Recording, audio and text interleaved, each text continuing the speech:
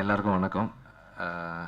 இந்த இவ்வளவு கூட்டத்தையும் இந்த இடத்துல கூப்பிட்டு என்னை இந்த இடத்துல நிற்க வச்ச விசாரணைக்கு முதல்ல நான் நன்றி சொல்லிக்கிறேன். ஏன்னா விசாரணை வந்து இது இது உண்மையிலே வந்து நான்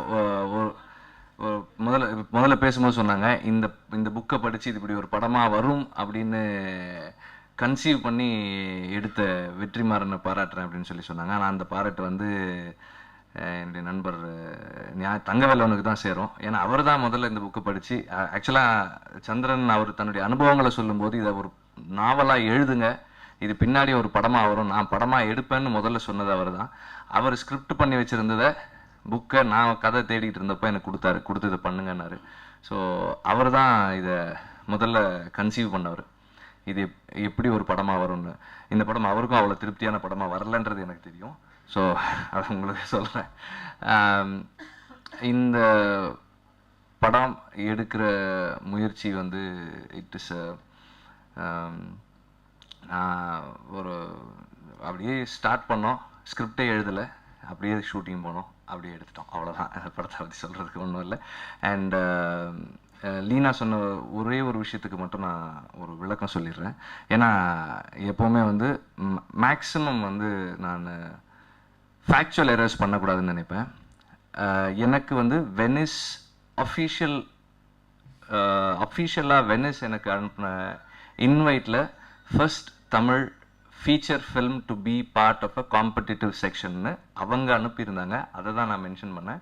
அதே மாதிரி இந்த சவுத் ஏஷியன் ஃபிலிம் ஃபெஸ்டிவலில் அது ஒரு ஆடியன்ஸ் அவார்டு கூட வாங்குச்சு. நான் அதை ரீட்வீட் பண்ணேன்னு நினைக்கிறேன். அவ்வளோதான் பண்ணேன், வேறு எதுவும் பண்ணல. ஏன்னா நமக்கு அந்த ஃபெஸ்டிவலை பற்றி தெரியும். ஸோ அதனால் வந்து நான் அதை பெருசாக எடுத்துக்கல. ஸோ இது அவங்களுடைய சைட்லேருந்து அவங்க சொன்னது தான் நான் யூஸ் பண்ணியிருந்தேன். எப்போவுமே வந்து எனக்கு இல்லாத ஒன்று சொல்ல வேண்டிய அவசியம் எப்பவுமே எனக்கு இருந்ததில்லை, நான் எப்பவுமே ஃபீல் பண்ணுவேன். அதே மாதிரி இந்த படத்துக்கு கிடைச்ச விருது, இந்த ஆம்னஸ்டி இட்டாலியினுடைய அவார்டு வந்து உண்மையிலேயே அங்கே வெனிஸ் ஃபிலிம் ஃபெஸ்டிவலில் கொடுக்குற பெரிய அங்கீகாரம்லாம் இல்லை. அது வந்து எப்படின்னா ஆம்னஸ்டி இட்டாலியும் வெனிஸ் ஃபிலிம் ஃபெஸ்டிவலும் இணைஞ்சு அறிவிக்கிற ஒரு விருது. நாங்கள் ஃபெஸ்டிவல் கடைசி நாளுக்கு முதல் நாள் நைட்டு நாங்கள் ஒரு ரெஸ்டாரண்ட்டில் உட்காந்து சாப்பிட்டுட்டு இருந்தோம். அவர் பவுலோன்னு சொல்லிட்டு அவர் தான் வந்து படத்தை இங்கேருந்து இந்தியாவிலேருந்து செலக்ட் பண்ணி எடுத்துகிட்டு போனார். நாங்கள் எல்லாம் சாப்பிட்டுட்டு இருந்தோம். அவர் திடீர்னு ஃபோனை பார்த்தாரு, உங்களுக்கு அவார்டு கொடுத்துருக்காங்கப்பா அப்படின்னாரு. அப்படியா?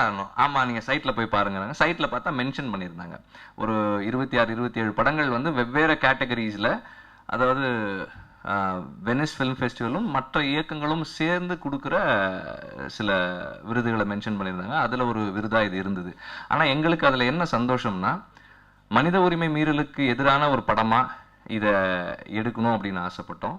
இந்த மனித உரிமை மீறலுக்கு எதிராக பல காலமாக உலகம் முழுக்க குரல் கொடுத்துக்கிட்டு இருக்க ஆம்னஸ்டி இன்டர்நேஷ்னலுடைய இட்டாலி பிரிவு வந்து இந்த படத்தை அங்கீகரித்தது எங்களுக்கு ரொம்ப சந்தோஷமாக இருந்தது. அண்ட் இந்த படத்தை வந்து எக்ஸிக்யூட் பண்ணதை பற்றி கேட்டிருந்தாரு, இது இவ்வளோ காம்பேக்டாக எப்படி பண்ண முடிஞ்சது. நான் அது I think it depends on the content only. இது ரொம்ப 43 days + 2 days ஷூட் பண்ணோம் படம், அவ்வளோதான் ஷூட் பண்ணோம். அதுக்கு வந்து எல்லாமே சேர்ந்து இருக்கணும்னு நினைக்கிறேன். ஆக்டர்ஸ் கண்மூடித்தனமான நம்பிக்கையோட அவ்வளவு அடி வாங்கினாங்க, அது சாதாரணமாக அடி வாங்க முடியாது. அது அப்புறம் கிளைமேக்ஸ் எல்லாம் சாக்கடையில் இறங்கி ஓடிக்கிட்டு இருந்தாங்க. எல்லாமே வந்து 100% கன்விக்ஷனோட நம்பிக்கையோட கமிட்டடாக கூட இருந்தாங்க. அண்ட் தென் டெக்னீஷியன்ஸ், இதில் பெரிய விஷயம் என்னென்னா, யாருமே எந்த கேள்வியுமே கேட்கல. ஒரு நாள் ஒன்று எடுப்போம், அடுத்த நாள் வேறு எடுப்போம், அப்படி தேடி தேடி கொஞ்சம் கொஞ்சமாக கண்டுபிடிச்சோம். இந்த படம் வந்து it made itself. Balumahendra sir சொல்லுவார், ஒரு படம் ஒரு சிறந்த படைப்பாக வரணும்னா உன்னை ஒரு கருவியாக பயன்படுத்தி அது தனக்கு தேவையானதை தேடிக்கும் அப்படின்னு சொல்லுவார். அந்த விதத்தில் நான் வந்து இந்த படம் இயக்கிய ஒரு கருவின்னு தான் நினைக்கிறேன் நான். தேங்க்ஸ்.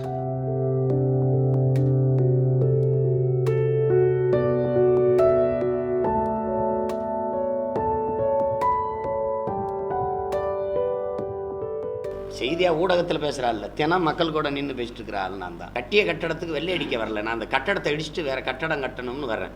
பணம் இருக்கிறவனுக்கு வாழணும்னு தோணும், பசியோடு இருக்கிறவனுக்கு தான் போராடணும்னு தோணும். சென்னை வந்து வெதுங்கி அப்படியே வெடிக்கிற மாதிரி இருக்குது. எல்லா கட்சிகளும் திருச்சியிலேயே ஏன் மாநாடு போடுதுன்னு கேட்டிங்கன்னா அவங்களுக்கு விளக்கம் தெரியும். அதனால தான் நாங்கள் படித்தவர்கள் படிக்காதவர்கள் அனைவருக்கும் அரசு வேலை. இப்போ ஆடு மாடு வளர்த்தலே நான் அரசு தொழிலாக மாற்றுவேன், அரசு பணியாக மாற்றுவேன் என்பது எல்லாரும் சிரித்தாங்க.